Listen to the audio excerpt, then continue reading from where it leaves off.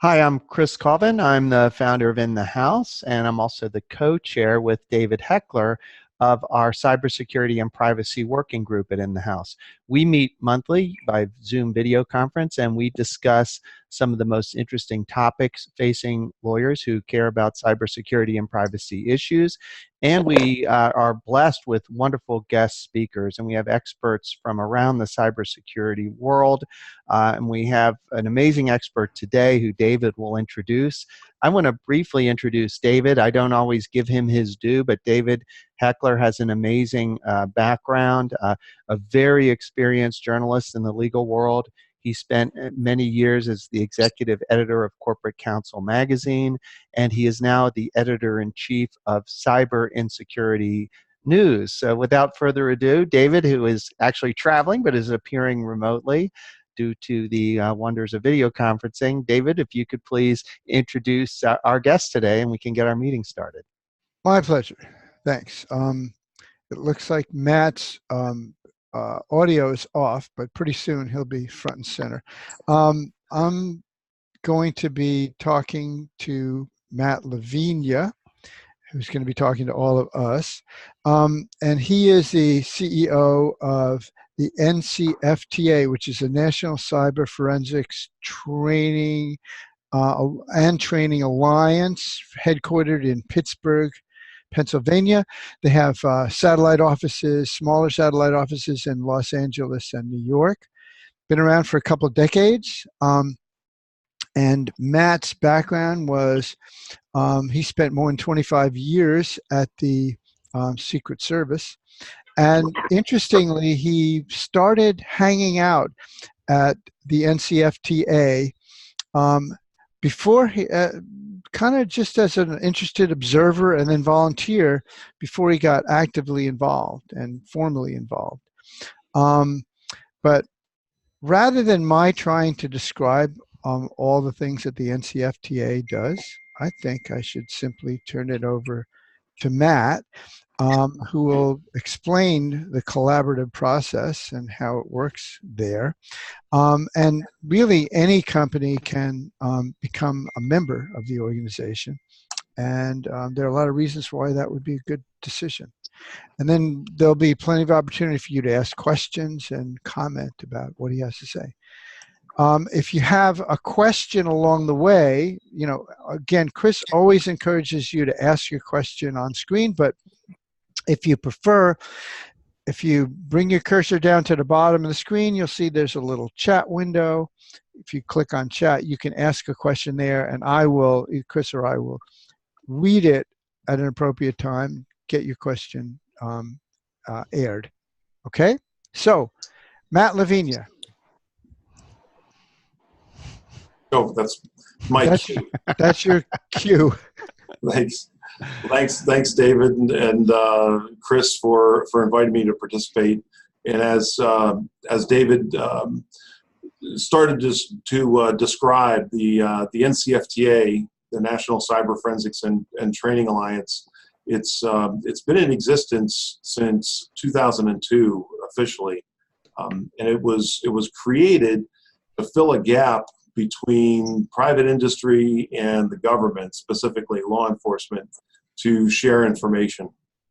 And it dates back to the late 90s when some local FBI agents here in Pittsburgh got together, and they were recognizing that the cyber threat back in the 90s was soon going to blossom even more than it was at the time, and that the law enforcement resources and the government and specifically was not necessarily prepared for what was coming. And so they had that forethought.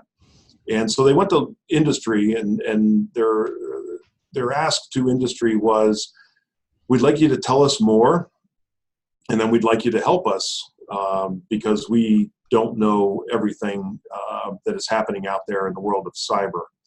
And industry's kind of response was, well, we've been telling you over the years, and you're not telling us anything back. Your answer is, well, that's classified and we can't talk about it. And that's not really the way to have a two-way conversation. And so over the years, and this is why it's in Pittsburgh, over the years, federal agents here in Pittsburgh and private industry and some academia. We're talking about how can we find a solution to this problem, the problem being private industry and government working together on a specific issue, cyber threats. And fast forward to what they came up with was the NCFTA, a nonprofit organization that's not government owned, not industry owned, but is basically occupied by both private industry and law enforcement, along with NCFTA resources. So it's a very unique organization. And I guess the message about the NCFTA that I like to tout for citizens and companies is that the government is doing an awful lot in the world of cyber crime, cyber investigations, and it's always looking to collaborate and partner with private industry to learn more and to hear about what's impacting private industry the most. So I'll leave it there, and maybe David or Chris has a follow-up question about us. Well, we actually have a question from the group here, and Steve asked, does the NCFTA have certifications? So our certifications, the NCFTA maintains certifications, or does it offer certifications? I'll answer both. On the first one, no, we don't. And on the second one, we do offer training. About 2 years ago, we put the T back in NCFTA and started offering external training. And so there are certificate courses that we have started to offer to the general public and to law enforcement on cyber investigations, on cyber intelligence gathering, those type of topics. Excellent. And just to note, I did what's called spotlight video for Matt so that we can get a better look at him as he answers our questions. Well, I've been told I have a voice for radio, so you might. Okay, I have a question for you, Matt. There's an interview I did with you for Cyber News that we're going to post on our group website. But I understand that a member organization can actually have a representative in a big room in Pittsburgh where various law enforcement agencies are represented as well. But there's also the possibility of having a remote membership. Can you kind of talk about that and talk about all the different law enforcement agencies that participate? Sure. So yes, you described our model, and it also is part of our business model, how we're funded, and we are funded by private industry and government contracts, law enforcement agency contracts. Back in the early days, and when NCFTA was stood up, it was 100% Department of Justice grant that got it off the ground. And today we're about 70% funded by private industry, and the remainder funding comes from government contracts. That said, the environment that's been created here, it's very unique. So think task force meets fusion center, where it's very operational, and NCFTA has its staff of, like I said, about 60 plus employees now, that are majority of them are intelligence analysts that sit here on our offices, and then also within our offices, co-located, are law enforcement agents that are detailed from their headquarters, from their DC headquarters, that are embedded here full time. And then the third component is private industry that have the option or opportunity to co-locate with the NCFTA analysts, with the law enforcement agents, and other private industry analysts or investigators. So that's the on-site model that is extremely unique, and I believe it is nearly the only place like it in the world that exists. you mentioned the remote or virtual partner. We have about 155 partners, our members, we call them partners. We have about 155, and the majority of those are not sitting here on site. They exist all across the country and in different parts of the world.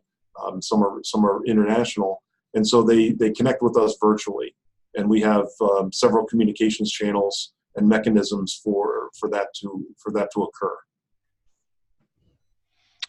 And when they're all there in the room, the ones who are in the room, do they have lots of private meetings because they're worried about their confidential information being becoming public?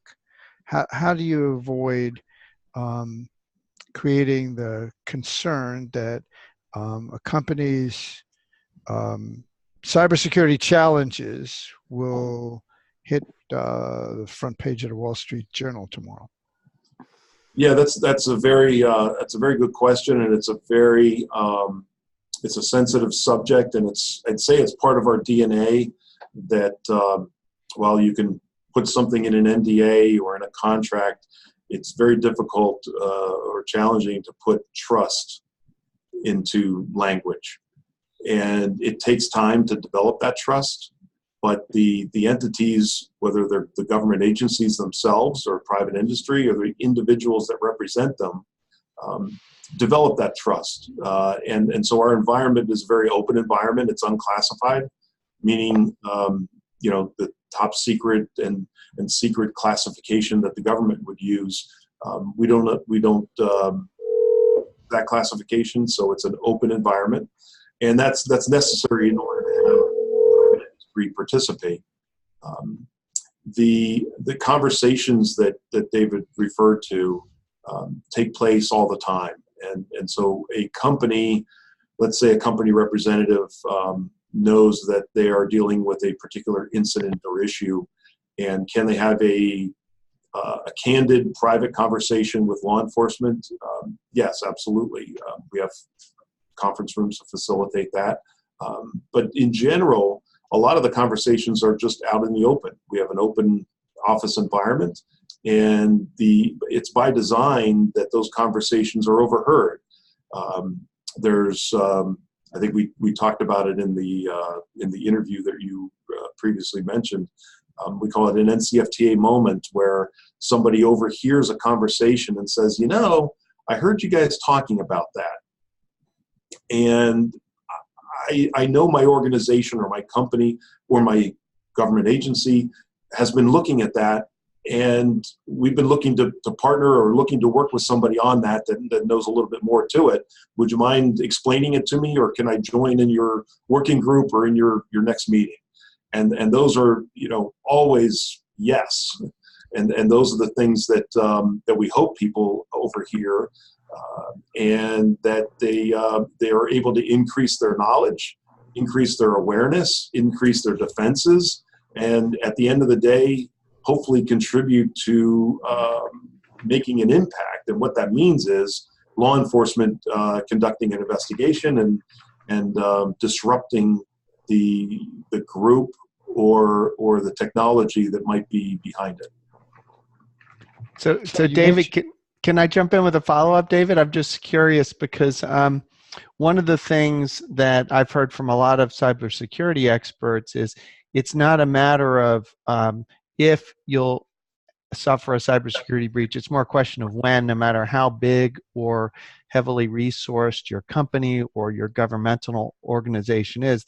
It's more likely a when, not an if question. So one question I had for you was, is it more, does your organization help more with preparing and trying to avoid or mitigate the results of an attack, or are you also an organization that people can reach out to after an attack to help recover, or is it both? That just kind of a basic question about what. Sure. What.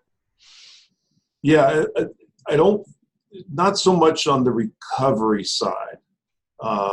Even though forensics is in our name, it's cyber forensics. So it has to do more on the intelligence gathering, collection, research, So not so much on the recovery. Attribution, on the other hand, who did it? Where did it come from? Does this match anything that's been reported by somebody else? Yes, that's important. So if one victim, if they're willing to share the details of an incident for somebody to be able to compare to other incidents that impacted somebody else, then we're able to put cases together, put target packages together, another way to put it, and then provide it to law enforcement in a with a red bow on it, and say, here are 3 or 4 or 10 different victims that fell that fell for whatever it might have been, and we believe we know where it came from, and it meets a certain threshold for investigation in a certain jurisdiction. Got it. That's very helpful. Our goal would be to find where that could be. Okay, that makes a lot of sense. On the first part of the first question you asked, to learn more and to increase, their awareness of it. Yes, absolutely. That's what we hope to facilitate. And is your organization a place where people could network and make those contacts with people that could potentially help in a recovery type of effort, so that you're not scrambling around in the wake of an attack trying to figure out who to call? Maybe you'll already know who to call. In a way, we actually don't have many vendors or solution providers per se in our organization, and that is also by preference of our members, of our partners, who want to share more freely without that information being used commercially. Got it. Makes sense. And so it comes down to not a trust issue, but it's for the purpose. So the purpose of sharing information is to help protect others, and to hopefully to put a light on whatever that issue is, and learn more about it and develop into something actionable. So I'd say, in a limited perspective, yes, there is who to call when something happens, but that's not necessarily our role to provide that. However, I will say that almost all organizations, or at least substantial organizations that are thinking what if or when something happens, you'll put somebody on retainer as far as a incident response provider, or that might be built into your contract, your MSSP, to provide incident response should the need arise. So that's always a best practice to have that already taken place. If you don't, and you're dealing with an incident, the last thing you want to deal with is a week or two of red lines across a service provider contract for incident response. So you would want to have that in place. You have that in place. There's an incident. I know who to call. They're already on retainer. They're ready to go. So you have that in place. What you don't always have in place is, well, who else are you going to call? Are you going to call law enforcement? Are you going to call the FBI? Are you going to call Secret Service? Are you going to call HSI for a cyber incident? If you are, and of course I'm biased, and I think you should, but if you do, which one? Well, the answer is whomever you have the best relationship with. So in your local area, you're going to have an office of every federal agency. So you should have a face-to-face relationship and know who that is, and who you would call, and who you could call and just have a conversation with. We provide that here, but that can always be accomplished locally, just through a relationship with a Secret Service office or an FBI office or Homeland Security Investigations. You want to call them up and just have a conversation. I'm not reporting anything right now. It's just what if this happened? What do you think somebody should do about it? And that's not going to go on the front page of any paper. It's not going to be in a blog. It's not going to go on, somebody's Twitter page or LinkedIn or anything like that. It's going to be handled in-house with trust. And that's very important to companies to know that the federal agencies will treat it like that. Oh, that's great. I'm just going to step in, David. I'll pass it back to you, but I want to mention I'm going to mute all here, so you guys can unmute yourself. But we're getting quite a bit of background noise, so I'm going to just click the mute all button, which I have the power to do. But each individual has the power to unmute themselves. So if you need to ask a question, please feel free to do that. And then the other thing that I wanted to mention is that Duncan McCallan raised his virtual hand. So Duncan, you could jump in and go ahead and ask a question if you have it. Yeah, sure. Can you hear me okay then? Yes. All right. So thank you for joining and providing all this great information. My question is this. And Chris and David know from a previous meeting that I was one of the incident response team members for the city of Atlanta's ransomware outbreak. With everything that's occurred since then, excuse me, gentlemen, part of the reason I'm not on video, not feeling well today, but wanted to make this.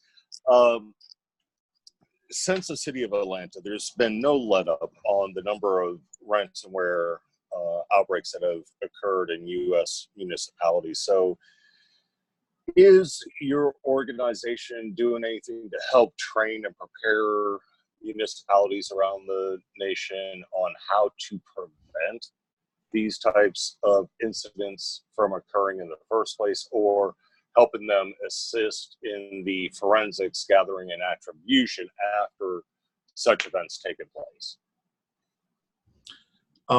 Great question.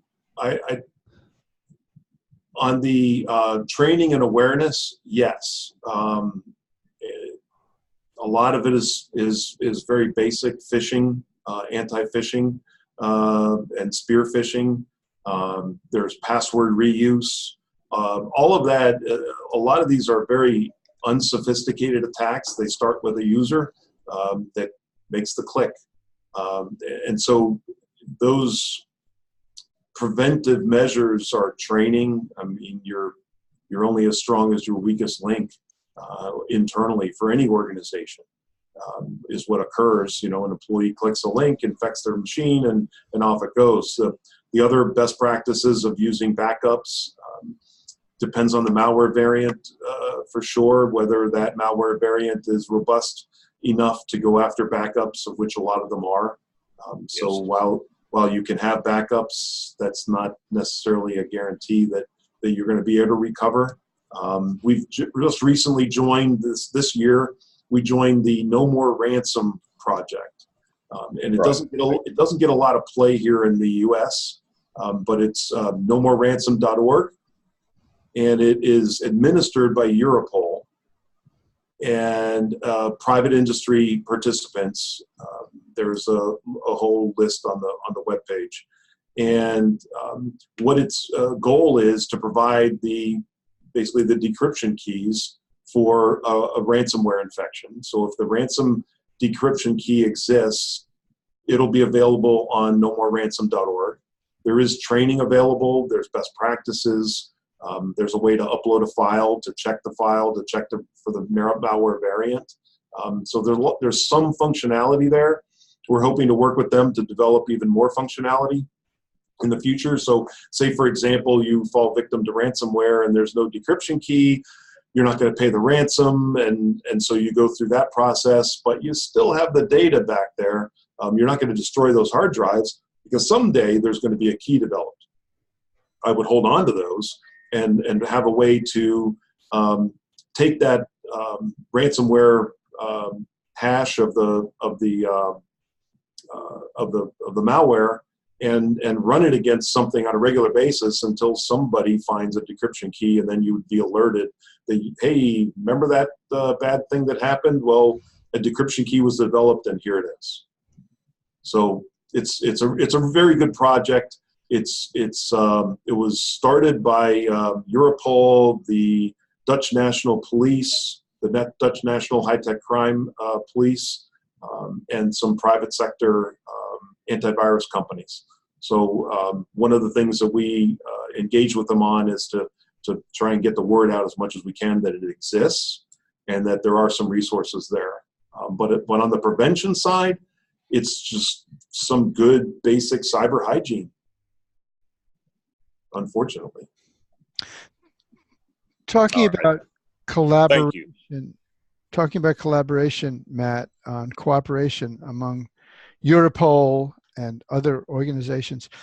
I was in Vancouver for a conference last week, and I was on the panel that I moderated. There was an officer from the Royal Canadian Mounted Police who had in British Columbia, and he has been in touch with the NCFTA, and he said that actually a group from the NCFTA is going to be coming up to Vancouver for some trainings. So it's interesting that there are international efforts to collaborate and cooperate on this against these attacks and challenges, whether ransomware or just any other kind of attack. And can you talk about, and you also told me in the interview that you've had groups from abroad come to Pittsburgh for sessions or training sessions so that the model that you've developed there can be replicated. Can you talk a little bit about that effort to cooperate and collaborate across borders? Sure. In cyber, it's critical because the cyber, whether it's the technical infrastructure, or it's the money laundering, or it's the organized criminal groups themselves, they're not here in the US all the time.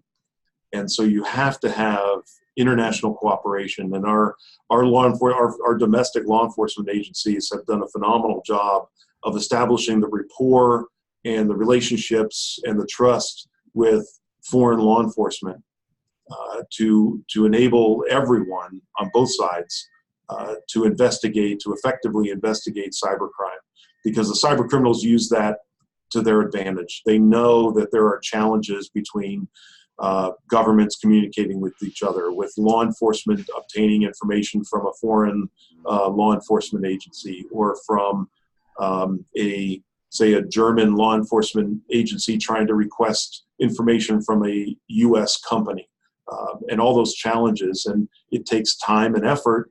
And if someone's willing to put in the time and effort, they might get some decent results. But the cyber criminal is counting on that not occurring, or that being just too challenging and them getting away with it because, well, we'll never find them, or they're in a country that we can't reach. And I don't think that's a very good tactic on our part if that's a position that we hold.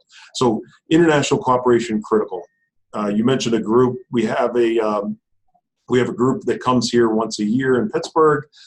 From this year, it was from 25 different countries, and we call it the International Task Force. And they come here for 6 weeks on a temporary duty and train, share information, collaborate on cases, and hopefully develop some common cases that cross the borders that they can all support and work together on in a more streamlined fashion.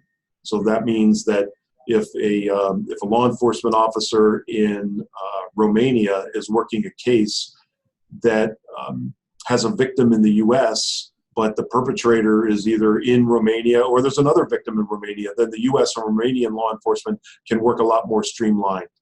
They can work their cases as a joint case as opposed to separately or just a one-off request. So international cooperation is critical. By the same token, we've all heard plenty of instances where domestically there were turf battles between different law enforcement agencies. This is my case. No, actually, we had involvement first. Yet you have a whole host of law enforcement agencies cooperating in one room. What are the different organizations again, and How did you manage to get them all to work together without the kinds of turf battles that are pretty common? Yeah, the law enforcement agencies that participate and that sit here in our office is the FBI, the Secret Service, Homeland Security Investigations, the DEA, the IRS, the Postal Inspection Service, and the National Crime Agency from the UK. So that's who's with us full time. And then, like I said, in any one year, we're going to have 25 different countries here. And then our outreach to, say, state and local law enforcement and supporting state and local law enforcement is through our federal agency partners and their partnerships locally through their task forces. So all of the federal agencies in one form or another are involved in different local or regional or district task forces with private or with state and local law enforcement. And so that's the conduit to try and get as far outreaching as we can. And was it difficult to convince them all to join together and further this effort? Not so. I don't think. Well, there was for a few, and the FBI has the biggest footprint here, and yet, as I said in the opening, this is not a government entity. It's a neutral environment. We're a 501c3. And so we're very independent. We have a board of directors that does not include a government representative. So it's represented by private industry. And it's just not government owned and not government run. And so once you dispel that belief, then as far as the agencies go, then it's a lot easier to explain. And all of the federal agencies have a touch point in cyber. And most of the crimes that are being investigated today have some cyber component. If they're not pure cyber as far as botnets and malware and things like that, they are cyber-enabled crime.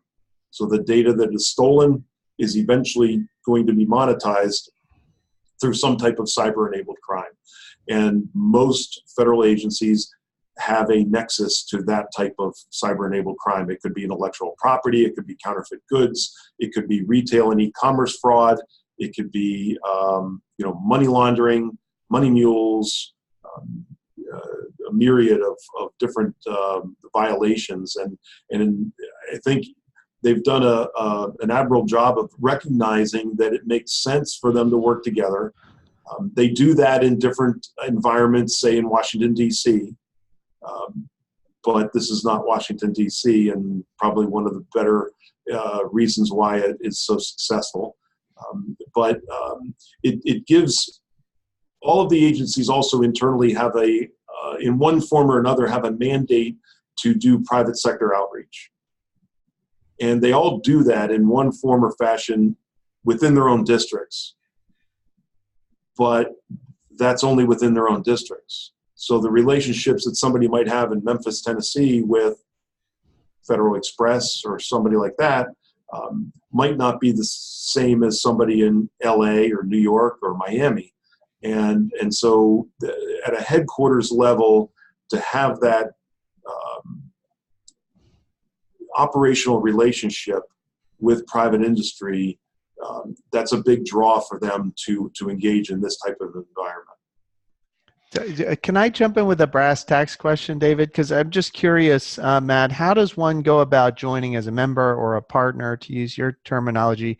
Is it based on dues? How does that relationship work? And if anyone would be interested in joining, how would they go about doing that? It is a fee based depending on your relationship. So whether you're on site with us or a remote partner, that's basically the differentiation.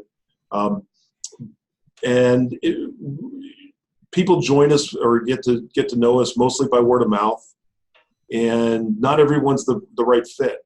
The majority of the companies say that we partner with or that are engaged here are very large companies. They have the resources internally to to share information and to identify certain indicators and threats and to report those. And then they also, that same team or a different team they have that can receive information from others. So there's been, many different interested companies that have come through here or come to me to talk about it. And it's almost like an interview where, do you have anything to contribute to the community? And if you received this type of information, do you have a team that could do something with it? And sometimes it's like, well, I just want you to tell us what all the bad things are. You can see all the bad things. There's a lot of resources to go and read about what all the bad things are. But to actually be operational and engaged in an intel sharing, intel development type of community, that takes a different type of effort. And not everybody has those types of resources in-house. So is it fair to say that probably if some of the people on the call are with startup companies and they don't have a ton of resources, maybe they should go somewhere else for their cybersecurity community? For their cybersecurity, yes, because we are not a security organization. Right. For their security intelligence, there are a lot of sources for business intelligence. But we burn a lot of calories if we're just going one way, and we're definitely not a one-way organization. Got it. It's okay. Two-way. So of our 155 or so partners that are on any given day reporting something, then everybody in the community is learning about that and receiving it on their end. And so there's this hopefully always this two-way communication going on. Okay. If it's just one way from us out, then that's not necessarily equitable to everybody else that is contributing, because they're only contributing to kind of pile on, and I contribute 1, but I get 10 back. That's the value proposition. So it's difficult for us to just, I'll put it this way, if everyone that was a member here just subscribed so that we would send out, say, a newsletter that told them all the bad things, we would have very little to report other than what's available open source. Okay. Because nobody's contributing. Thank you. That's very helpful to know. We have a question in our chat window from Duncan. Again, can you please speak to the NCFTA relationship with Wolf LLC for Compromised? Seems like an odd relationship for a nonprofit organization selling a commercial product. Yeah, so we're not selling a commercial product. We have a relationship with Wolf and Compromised. Wolf goes back to actually they were the founder of giftcard.com and in the prepaid card industry. What they developed is call them a solution provider. As I said earlier, we don't have many solution providers or vendors associated with us, but through Compromised, they created a portal or a service that would allow e-commerce for the most part to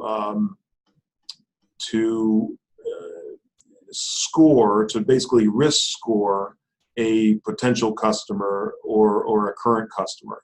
And what that would mean is someone wants to do business with you or make a purchase. Well, they already burned 4 other companies and now they're coming to you. Wouldn't it be nice to know that through a portal in order to be able to check? Another way was we provide a service called the Internet Fraud Alert, and we provide that to companies. But what we don't do a good job of or have a mechanism to provide these alerts to others. And what's involved in the Internet Fraud Alert are compromised credentials. So compromised credit cards, compromised usernames and passwords. Those are being stolen constantly every day, and then they're being manipulated and sold on the dark web for your username and logins. That's another thing that Compromised came up with a solution in order to provide that in a more broad way that we didn't have the capabilities to do. So it's a relationship that is meant to help identify risk in a much more streamlined way. We have another comment, it looks like, from Steve, who says, just look this up on NCFTA's site. You have helped create an online course, Cyber Threat Research and Analytics Graduate Certificate. Looks like an excellent practical program to learn to research cyber threats. Yes. So as I said before, we put the T back in NCFTA back in 2017. And we offer external courses. We do them here on site and in our offices, but then we also go on the road. That's one of the courses actually you referenced, going to Vancouver to provide to the RCMP, I believe next month.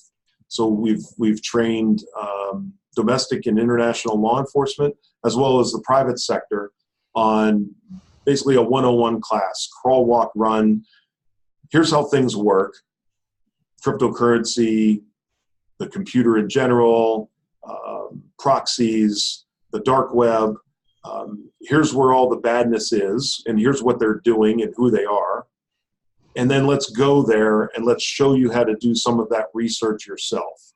So basically it teaches others how to fish and hopefully come to us with a little more refined intel when they do to report something. So it actually reduces some of the churn on our end, because some of the reports and intelligence and information that's coming into us is already, somebody went down a couple extra steps for us. So we're showing them how to get there and what to do with it. We've partnered with a couple universities to provide graduate level courses. And so some of them are certificates and some of them are for credit through some of the universities. David, can I jump in with a question? Because I'm curious about something. A lot of companies that I deal with have started using online collaboration software, especially Slack is sort of the one I hear about the most, as to kind of replace their email communications. And I believe Slack, I read somewhere, I don't know for sure it's true, but I read somewhere that it's actually the fastest growing company in history. And so it may be that a lot of people are starting to, and maybe it probably will continue to grow, they're replacing email effectively with something like Slack. So the question I have is, that refers back to your comment that a lot of the big problems start with these small issues, like people clicking on a bad link in an email. I was wondering, has your organization encountered any information about whether using these type of collaboration tools might reduce the risk of a phishing type of attack because they've moved on to a different platform and aren't necessarily using sort of public email? I don't want to comment on any particular one, but I definitely get your point. I think it's probably just a matter of time. Now, I spent 26 years in law enforcement investigating fraud and crime, so I'm a little jaded. Yeah. Now, it's just a matter of time before somebody uses that next big thing for bad. Right. So we had email. Well, Matt sent me an email, so it had to be from Matt, right? No. Matt is making a request across insert chat platform here, so it must be Matt communicating with me. Maybe Right. not. How secure are they? I'm not throwing stones at anybody. These are just questions. These are just generalities. How secure is it? So you're putting all your eggs in one basket, and you're now saying somebody up in the cloud is going to secure these communications. Okay, can be done, but it's definitely a place where somebody's going to put a target on their back, and somebody's going to want to break in and maybe manipulate that. Right. anything is possible. So I would not have a 100% sense of security in anything, to be honest. There's no magic bullet, basically. Definitely. Now, there are a lot of organizations that use informal communications channels like a Slack or any others. And it's very helpful because now I can get instant communication. Like, for example, there's a group here in Pittsburgh, a bunch of CISOs from different organizations that are local. So they have their own community group, and they can start a communications channel and be able to reach out to their community, so to speak, in real time, and if something's happening or want to talk or just have that outside of email communication, they can do that. Some of them, I've heard, they would want to use that as a way to share intelligence and as a fill-in for like an information sharing community or an ISAC or such. Okay, but what you're going to lose is you're going to lose the archive. So all of that information, if we get on the channel and we're talking about a certain threat today, and it's an IP address, or it's a phone number, it's an address, it's a person's name, it's a whatever. Okay, what happens 6 months from now when somebody else on another channel or the same group is talking about something similar, but we don't know that it had a touch point with our last communication? I mean, those are all things that an analysis does. So communication is fine in the near term and in the now. But I would stress with folks, if somebody needs to capture that and archive that, because if you're in that type of community or group, especially when you're talking intelligence that really doesn't have a shelf life and it needs to be retained, you want to be able to retain that and go back and cross-reference it. So that's the only thing I would stress with that if you're looking to fill a need. So I guess it depends on what you're trying to accomplish with using those channels. And sorry for the long answer. No, it's very interesting. Thank you. We have a couple more questions, comments on chat. Before I get to the next one, I just want to say that, you've been talking about Pittsburgh, and Pittsburgh doesn't get its props for being a real important, tech hub in this country. You mentioned, your collaborations with universities. Carnegie Mellon University has been a real leader in this field. We had Summer Fowler as one of our guests earlier, and she's someone who is a real booster of Pittsburgh for good reasons. So we just want to recognize and acknowledge that. A second question from Steve is, how much focus are you putting, you mentioned this, how much focus are you putting on cloud-related security? An organization can move their infrastructure to public cloud providers like Azure and have... Again, we're not a security company. So applying security or security measures, not our world. Sharing intelligence and threats and vulnerabilities to those, and then taking that and trying to make attribution, yes, that's something that, so whether they're misconfiguring their S3 buckets in AWS or it's something else, but those are vulnerabilities or maybe just configuration tips that we would push out. But we're not providing the security, and we wouldn't evaluate the security. We would just be facilitating the information sharing and the intelligence sharing, and So.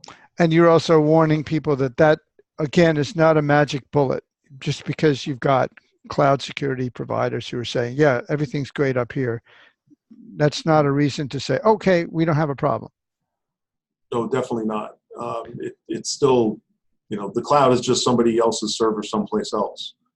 We've had other earlier guests on this meeting, and there's always been an emphasis that you cannot push your cybersecurity preparedness off on a vendor. And this is just one example of the types of vendors. You can't outsource your cybersecurity to a vendor like Amazon Web Services or someone like that. You need to have your own cybersecurity. So that's a message we've heard from many of our guests. I want to end with one question that maybe at least brings this right to the level of, in-house lawyers. We talked about your contact with in-house lawyers. And what's your most common touch point with in-house lawyers where they have an issue that they want to discuss with you? The most common is at the beginning of the relationship when we're trying to establish that relationship through a confidential membership agreement or a master service agreement.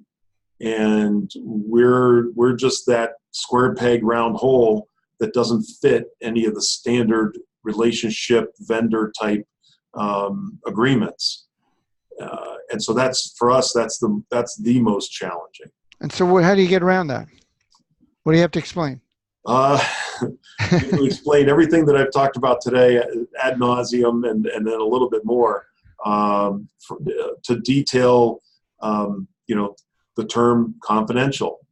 Well, by default, yes, everything is confidential. So let's move on from there. And there's ways that information is handled and how direction is given as to how to handle that information. But once we have those conversations, then we get into a much better place with the councils that are reviewing, say, the contracts. My recommendation, I think I've said it in our previous interview, was, the relationship, the person within a company that wants a relationship or wants to buy something, right? They have their budget and they want to buy something. So they're going to go out and talk to whoever they want to buy it from. And then they're going to say, this sounds great, send me a contract. And then they take it and they're going to pass it off to procurement and general counsel's office. And it goes over there and that's it. General counsel's office and procurement then has a contact with the provider. And they hadn't had that briefing from who wants to buy something. And so that's the disconnect usually. And so probably usually about 20 minutes into the conversation, the general counsel's office will say, and what is this all about anyway? And then we have to pause and, go through that. And your preference is to have the lawyers, and we have some with us today, get involved in the very beginning, be part of the process from the beginning to avoid having to come back to it at a later date when it's more fraught. With my specific, yes, my specific organization, yes, that is preferable. Now, I know that's not reasonable to say every solution provider or vendor that a company is going to engage with, that the lawyer be there at the table at the first conversation. That's not realistic, but it's been very successful, especially lately. We've had a couple that the first thing they did was bring a couple members of their team plus somebody from general counsel's office. And if they walked out of the room after that and said, no way, we can't do this for whatever reason, that would save everybody a lot of time. That really hits on a theme that we've gotten almost every meeting. There's that theme of there has been traditionally a gap between the legal side of the house and the technical side of the house.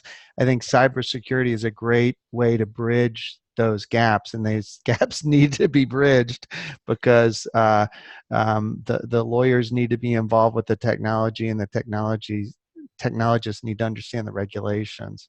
So we've seen that again and again. So it's great that your organization's doing your part to bring those two together. The last comment we have here is one that gives us a great way to wrap up. Duncan said, I had to leave the discussion early, but I'd like to thank Matt for bringing NCFTA to the table, helping raise awareness of its existence. Looking forward to following its growth and progress under his leadership. And we would like to echo that. Thank you, Matt, for talking about an important organization in an important place that looks beautiful behind you. Hope that's an accurate representation. And I'd like to thank our members for joining us today in this fairly secure environment, maybe not as secure as we'd like it to be. Chris, turn it over to you.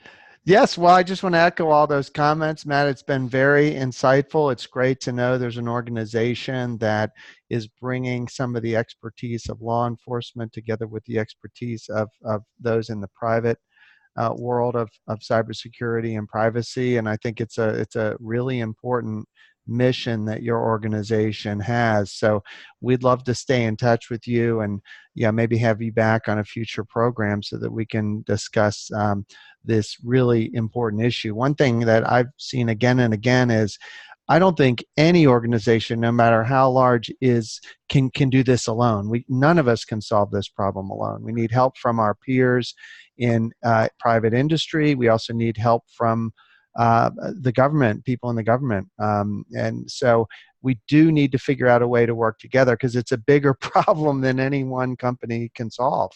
And so I think it's. I just want to echo all of David's comments and also thank David for being a great co-chair of this working group. So thanks again, and I'll turn off the recording, and but I'll hang around a little while after the recording if anybody wants to chat.